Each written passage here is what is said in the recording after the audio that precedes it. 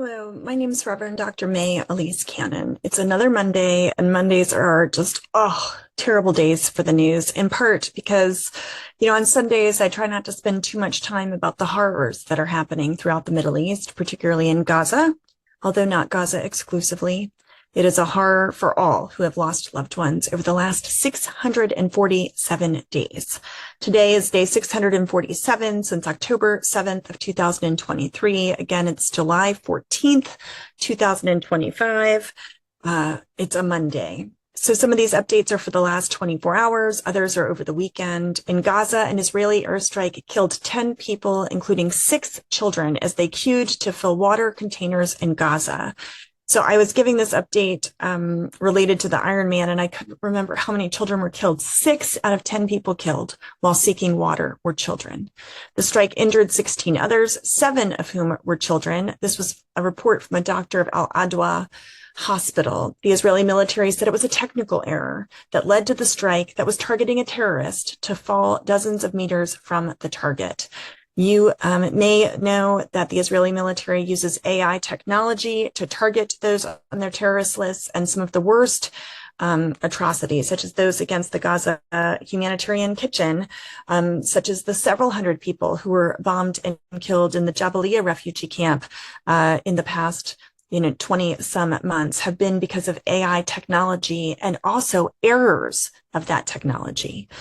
Israeli strikes killed a total of 32 people in Gaza in the last 24 hours. The Palestinian death toll has passed 58,000 people. This is again the official death toll, which the vast majority of experts say is overwhelmingly less than the actual number killed. The ministry previously reported 139 bodies had been brought to Gaza hospitals over Saturday into Sunday. This is the highest reported of bodies and numbers since July 2nd. Yesterday, Al Jazeera reported that 92 Palestinians had been killed in the preceding day between Saturday and Sunday. They also included that report about the children seeking water. The ceasefire negotiations have stalled. There has not been movement. This is being reported out of Doha.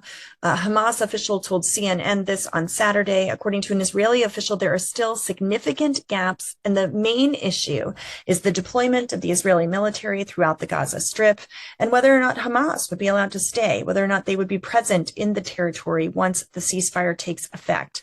You'll recall, this is just the conversation for a 60-day ceasefire. This isn't even a conversation related to a permanent, comprehensive ceasefire.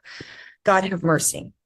In terms of the occupied West Bank, we'll talk about that in a bit in terms of the increased settler attacks in the countryside around Ramallah and Taibe and a number of other key Palestinian cities. Israeli officials have signaled that they want the UN to remain the key avenue for humanitarian deliveries in Gaza. Deputy head of the World Food Program, Carl Skau, said this on Friday. Separately, a spokesperson of the UN High Commissioner for Human Rights said the office recorded 798 killings of Palestinians in the vicinities near the Gaza distribution points for the Gaza Humanitarian Aid Foundation. This is just in the last 6 weeks. People are seeking to get food, and they are getting shot.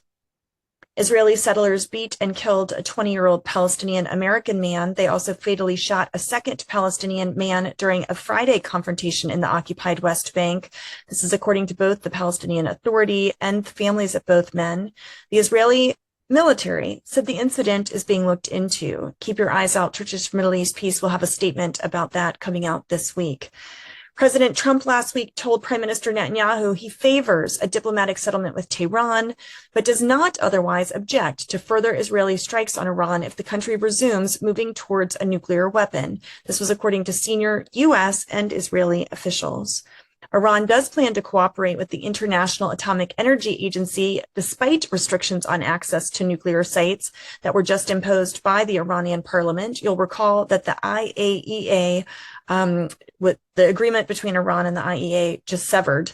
And so there has been a lot of news about that in the past weeks. Iranian President Pezeshkian suffered leg injuries during one of Israel's attacks on a secret underground facility in Tehran. This happened last month. Iran's semi-official Fars news agency just reported this. And there's a consensus that Iran must relaunch nuclear negotiations with the U.S. That's what's emerging in Iran's political circles, according to analysts and political observers, both inside and outside of the country. Related to Syria, there were armed clashes between Sunni Bedouin tribe fighters and Druze militias in South Syria, and at least 30 people were killed in South Syria yesterday as a result of these escalations. You'll recall there have been these sectarian clashes happening in Syria. In past weeks, more than 1,000 people were killed as there were attacks, against Druze, not only the Druze, but also the Alawites. That's the member of the former Bashar al-Assad regime.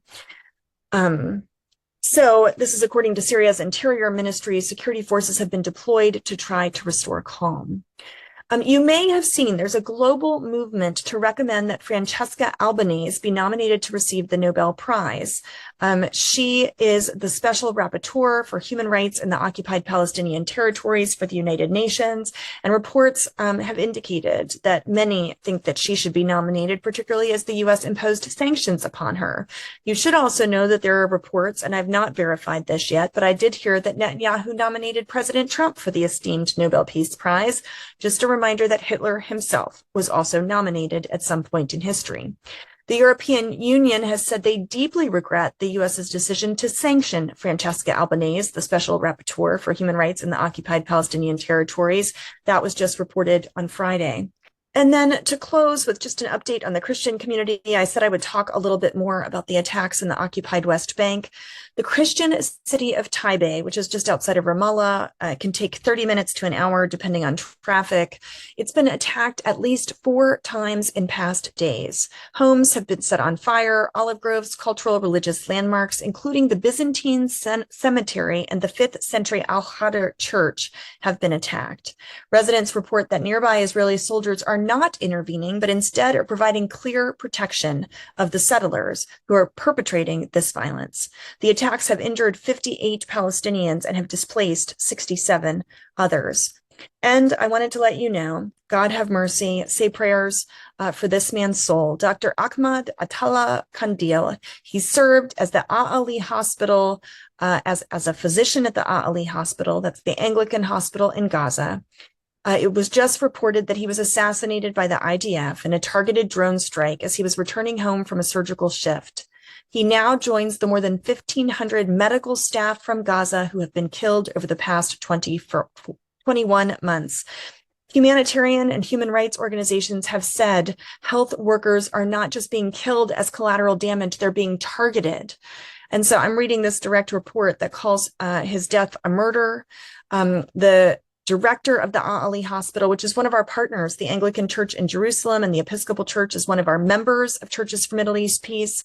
So the director of the hospital, Shahila Tarazi, said it's heartbreaking news that Dr. Ahmad Kandi of his tragic death. I'm deeply shocked and saddened. Dr. Ahmad was not only a colleague, but a true humanitarian, dedicated, courageous, and selfless in his service to others.